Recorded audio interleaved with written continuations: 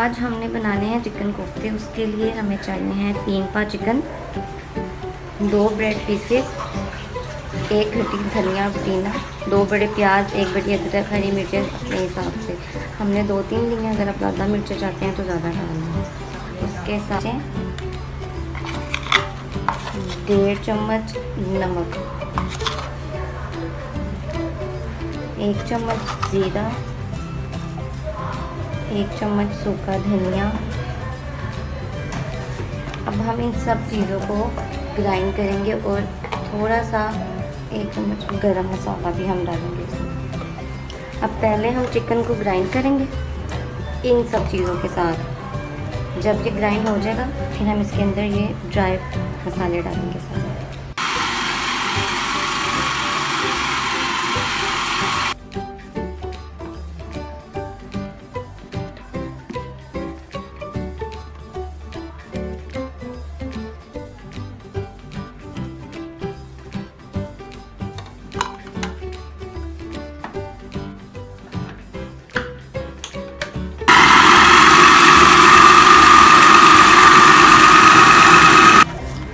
اچھے سے سارے مسالوں کو اس میں ڈال کے مکس کر لینا ہے. اب ہاتھ سے آئل لگاتے جانا ہے اور آپ نے اس کے چھوٹے سی ڈونرز جو آپ کو ہم نے انگریڈینٹس بتا دی ہیں وہی ہیں جو پچھلی ویڈیو میں تھے جو ہم نے بنائے تھے کوفتوں کے لیے. اور یہ ڈونرز بنانے کا طریقہ آپ نے سب چیزیں ڈال کے مکس کرنی ہے، گرائنڈ کرنی ہے، قیمہ بنانا ہے. اس کے بعد آپ نے جس طرح کباب کوفتے بناتے ہیں آپ نے ویسے ہی کوفتے کی طرح ایسے راؤنڈ کرنا ہے، تیل لگا کر، کوکنگ آئل لگا کر. اس کے بعد آپ نے اس کے سینٹر میں اس طرح کر کے ایک ہول کر دینا اور اس کو آپ نے رکھ دینا. اسی طرح ہم ایک اور بنائیں گے، طریقہ دیکھ لیں. اس کو آپ آئل لگائیں گے اور اس کو راؤنڈ شیپ میں لے کے جائیں گے. اس کے بعد آپ اس کے اندر ایک ہول کریں گے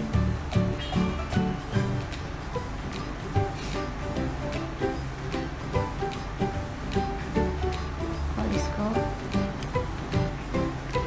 5 منٹ کے لیے آپ اسے فریزر میں رکھیں گے تاکہ یہ تھوڑا سیٹ ہو جائے.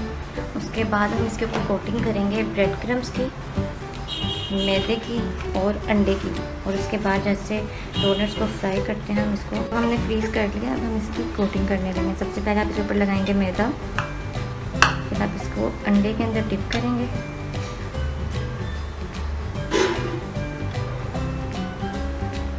اور اس کے بعد آپ اس کے اوپر بریڈ کرمس کی کوٹنگ کریں گے.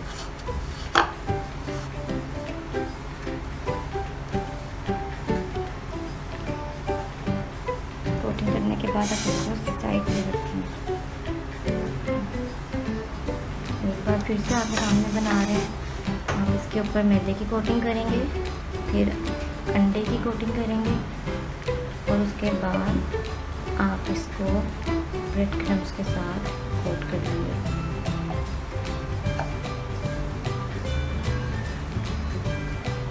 آپ چاہیں تو پہلے فریز کر لیں تاکہ سیٹ ہو جائیں، ورنہ اگر آپ چاہیں تو آپ بریڈ کرمز لگانے کے بعد یہ پورا پروسیس کرنے کے بعد اس کو فریزر کر سکتے ہیں.